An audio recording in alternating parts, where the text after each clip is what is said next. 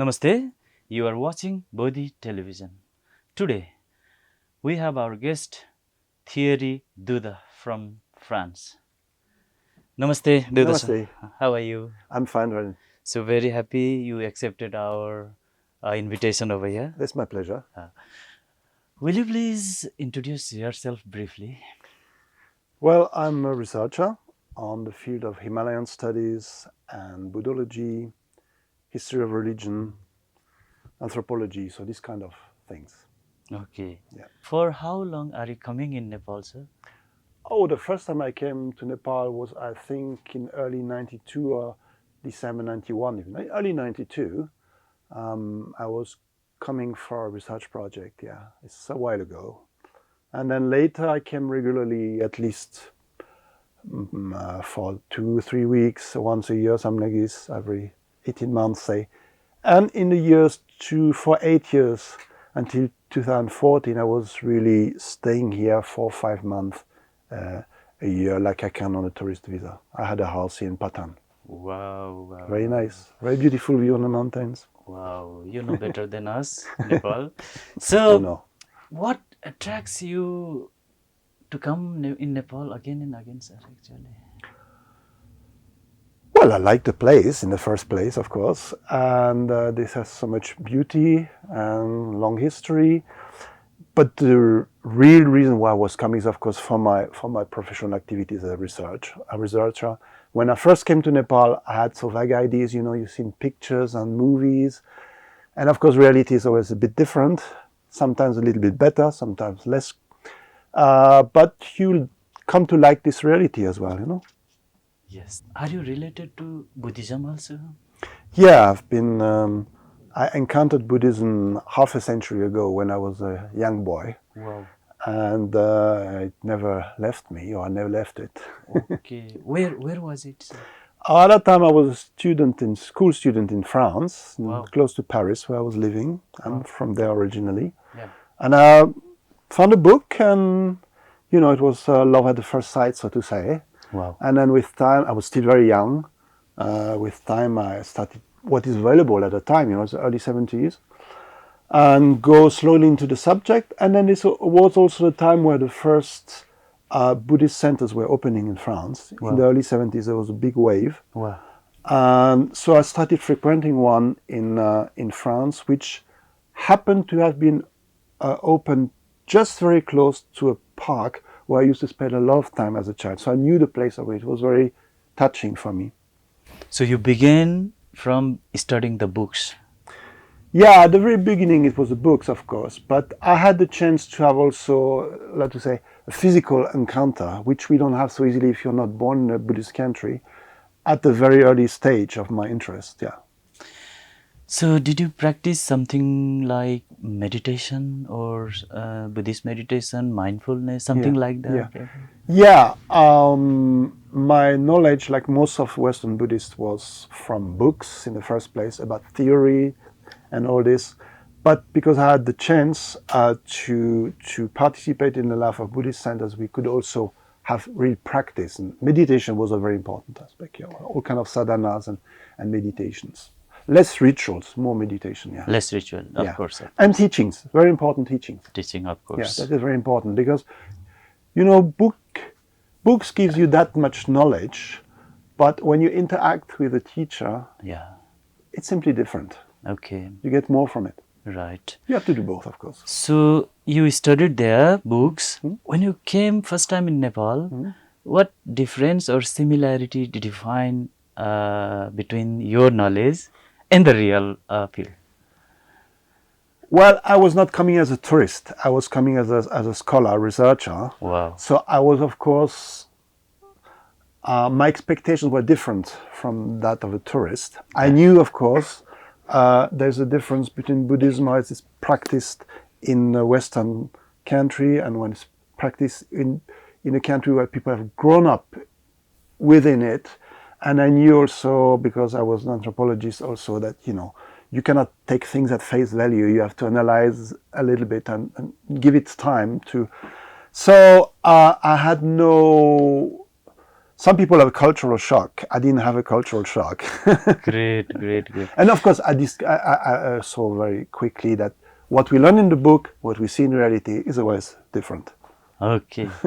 As a scholar, what subjects did you study? So for it can be very guiding to the aspiring new Buddhists or scholars, few new scholars or students. You mean when I studied? Yeah. What topics did you study? My subject when I was a student were anthropology, Tibetology, Okay. Buddhology, and we had a subject we call compared religions. Compared religion. That means or phenomenology of religion, you also say. Meaning you don't learn about one religion specifically, although you have a speciality, of course, but you learn, what is the difference between Hinduism, Buddhism, Christianity, Islam, Shinto, whatever, which I think is an interesting approach. Definitely, it is. So, after coming in Nepal, maybe you found the difference between Theravada, Mahayana, Tibetan Buddhism, Newari Buddhism. Did you find something like that? Yeah, but as I said, it was not a surprise for me because I already know a little bit about it. I think Nepal is a very interesting place in that regard because you really have practically all the Buddhist traditions which exist. I mean, Nepal has been from the beginning important for Buddhism, yeah? Sure. Lumbini and everything, of course. Sure.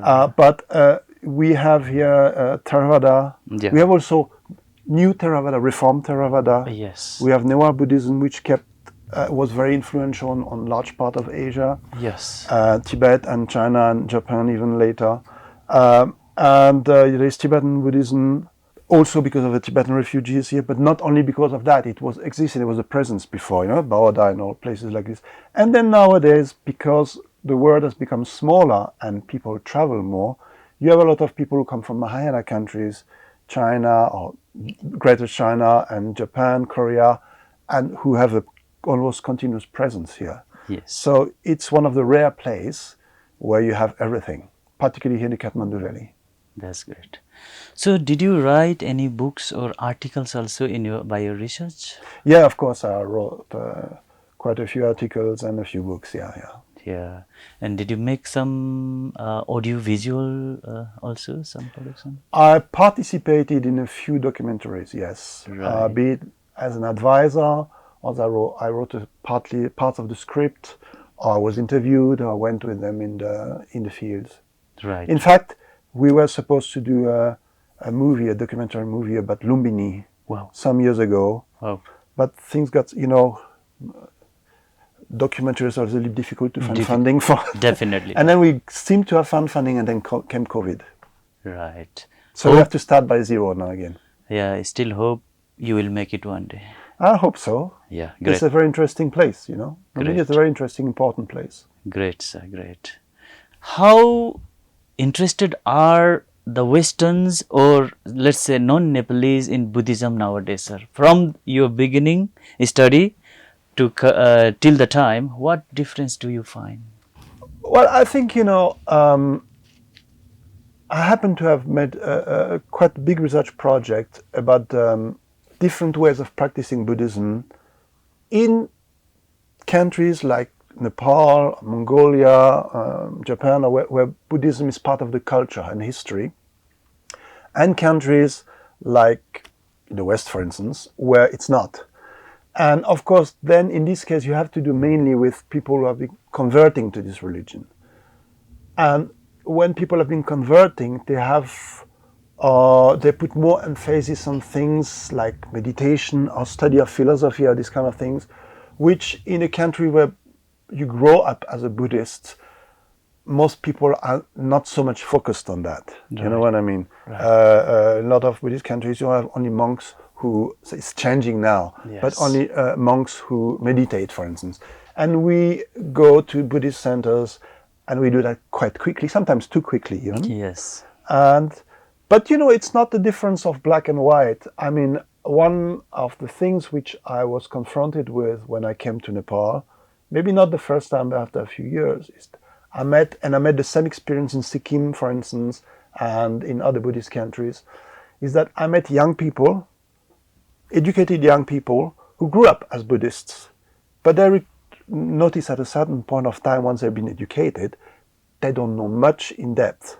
So they went into studying books and going to meditation centers, and this is very, very similar to what we had in the West. Right. So primarily, point I want to make is not primarily a matter of, it's a cultural issue. In fact, it's a issue of what life situation you're in. Right.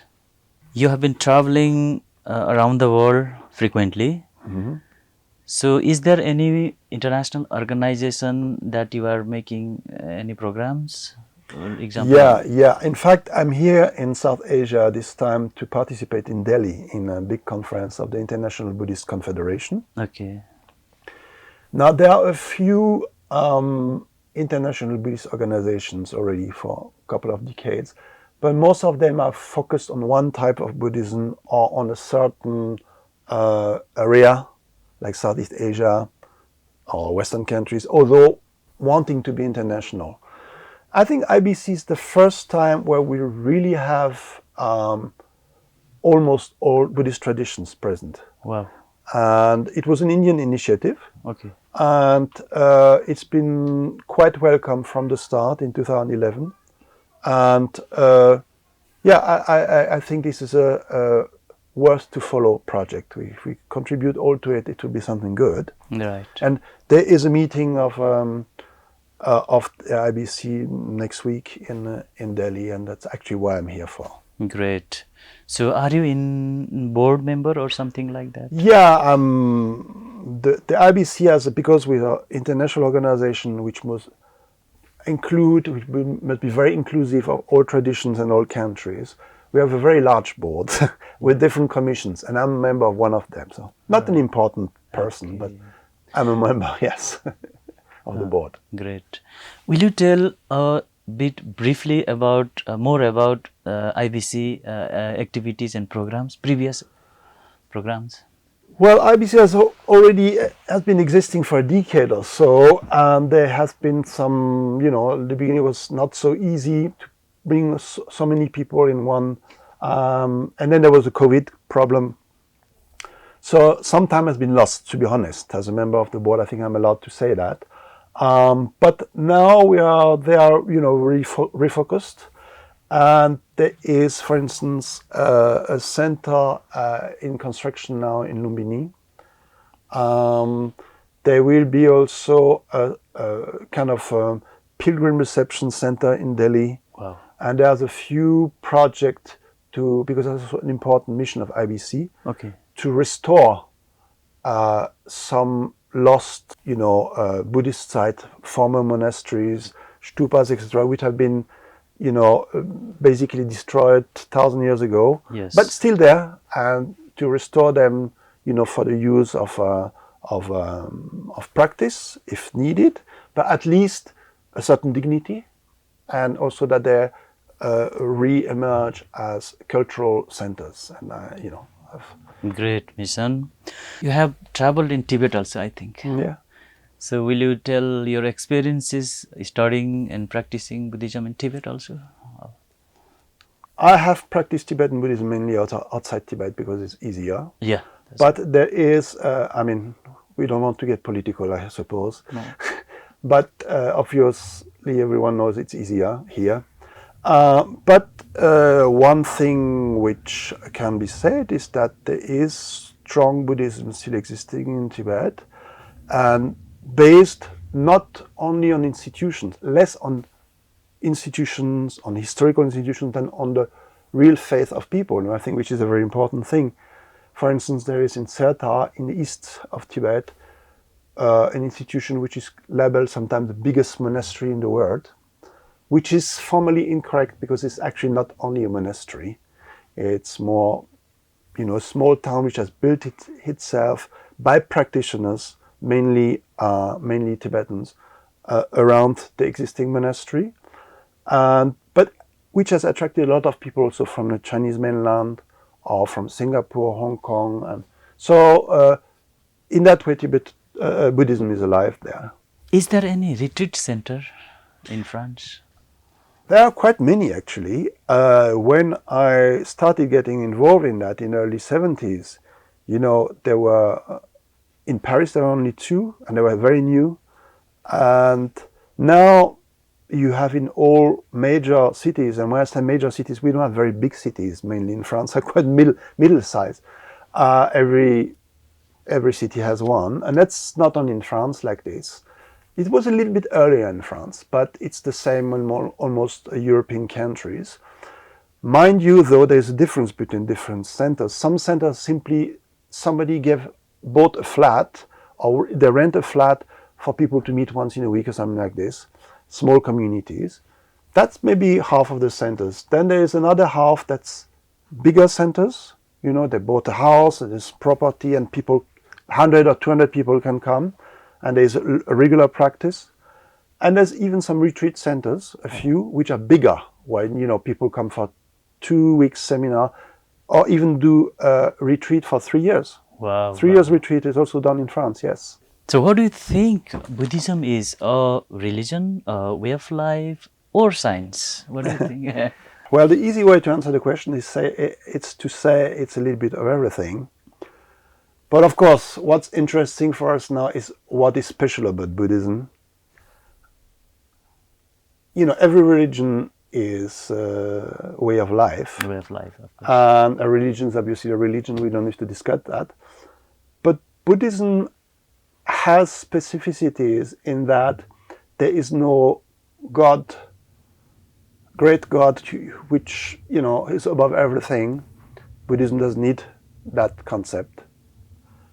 Another thing is the emphasis on learning, training, yes, which is not totally unique to Buddhism, but is more the exception than the rule in the history of religion. Insofar, it is important to remind people that Buddhism is not only about faith. It's also about training, mind training, and philosophical teaching. But one of the wonderful things about Buddhism, it's also very reasonable and flexible, and it learned to adapt to different cultural settings it came in. At the beginning, of course, it's an Indian or South Asian religion now, and it spread to whole of Asia and became adapted to the local situation. And so it does with other part of the world, so in the West, in the East, in the North and in the South. Great. So I would like to ask you one more thing. Will you please tell briefly about Nepali Buddhism, emphasizing about Vajrayana, something like Vajrayana. What did you study? What did you find? So you have researched enough and well. So will you tell briefly about that? So Nepali Buddhism is, I kind of already answered that before and saying there's a little bit of everything here. Nepali Buddhism has the specificity that it's very ancient. And it has been a continuous tradition since the time of the Buddha. Sure. In India, for instance, Buddhism almost completely disappeared. Yes. Except in atypical regions of the country. In Nepal, it's been there all the time, and it's been very influential on Tibet, particularly, but on the whole of Asia.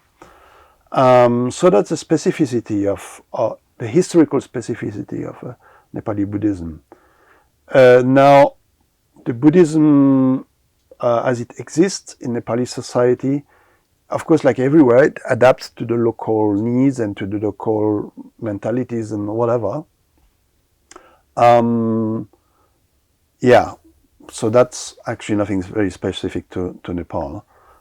Nepal, however, is also important because it's been one of the, probably with Darjeeling area, the most important area from which Buddhism, and specifically Vajrayana Buddhism, mostly, not only, but very mostly through Tibetan masters, went globally. Yeah. If you look at the Buddhist centers in France, in Germany, in America, South America, I was speaking with a friend this morning from Brazil. Most of these centers, if you see from which lineage they came, these are lineage which have been here present in Kathmandu Valley, not only Nepal, but Kathmandu Valley, since the 1960s at least. Right. So that's a specificity. So there is a special caste in Kathmandu, Vajrachare. Yeah. So to write Vajrachare in your title, they had to practice for 36 years. Mm-hmm. From current Kathmandu, Dabar Square to New Road Gate, there were 36 monasteries. They had to practice every year one monastery a year, and they had to practice for 36 years. After that, they could be Vajrachare. Acharya means yame. So, did you study about that also? Or? It was not, I'm not ultra qualified to answer this question because I've not specifically studied Nawa Buddhism. There are more qualified people, by the way, in France also. Some big specialists of these issues are in France. But of course, I've seen it. I've been here a long time and coming and going. And yeah, I think I can only repeat what I said before. Nepal, and particularly Kathmandu Valley. I'm not speaking about the mountain, that is another subject, yeah? But in Kathmandu Valley, there's a very, very long tradition, probably the oldest in the world, I think, if I think about it, where Buddhism has been practiced, from almost since the beginning. And of course, it made local Buddhism very special, very different from other places. But I would also add that because of this continuity, there is no break with what happened before. I think, for instance, in many parts of India, it was very similar for many centuries. Until then, Buddhism disappeared, overwhelmed by Hinduism, Islam, and for diverse historical reasons, also internal problems. But that did not happen in Nepal. So the tradition of Kathmandu Valley Buddhism is very special. Very special, of course. Yeah.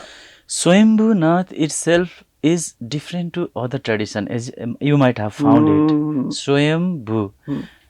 It was born by itself, they say so. And in Swayambhu Nath practice, they practiced 13 paramitas, unlike other 10 paramita, 10 disciplines. I heard about that, yes. Yeah, did you find something different about that also? Yeah, that is a difference, for instance. As I said, wherever Buddhism implanted itself, it developed local specific traditions. And I think it's one of the beautiful things about Buddhism. It is not so, narrow-minded, at least in theory. Of course, individuals are good and bad everywhere. But from the tradition itself, it is very adaptive. And if there is a need to pursue tradition, they will pursue it. If there is a need to add something, you add something. If there is a need to cut something, they'll cut something. And there is that's also a very important thing, there is no big central authority. There's no pope who says, I signed this and it's like this nowadays. People who try that went very far. So that's a very positive thing in Buddhism. It is sometimes, can be also a problem, of course, if you have to make so many people who have different mind, different cultures, different this, different that, happy together. Human beings, more than two human beings, always problems, yeah? Yeah. But I think we have to see it from the positive side. That's right. On the long term, it's better. So I have heard you have just established the Buddha Trust in France, Paris also. Yes, with Mr. R.K. Sakya. We have established this organization to develop different kinds of activities. He will tell you better about it than me. I'm supporting that. I'm trying to do my best to help with that project. Unfortunately, that has been starting just before COVID. Okay. Yeah, we established status and everything just before COVID. Had a lot of brainstorming before. Obviously, you don't do that like this. And did all the formal things. But then came COVID, and now we're restarting, so to say. So may I know some of your immediate action plans you are going to do? Well, there was a plan to, because obviously Mr. Sakya is from here. We had a plan to work into developing a Buddhist village and these kind of things. And help to spread Buddhism. But I mean, from the very start, we want to have an international, ranch. We don't want to work only in Nepal, but because we are here, obviously we can start doing something here. It's also about restoration of, like IBC, I can contribute to that, restoring some Buddhist monuments which are in bad shape nowadays, whether it is in Nepal or in India or even Afghanistan also, there are a lot of things which have been destroyed or because they were not used or really destroyed.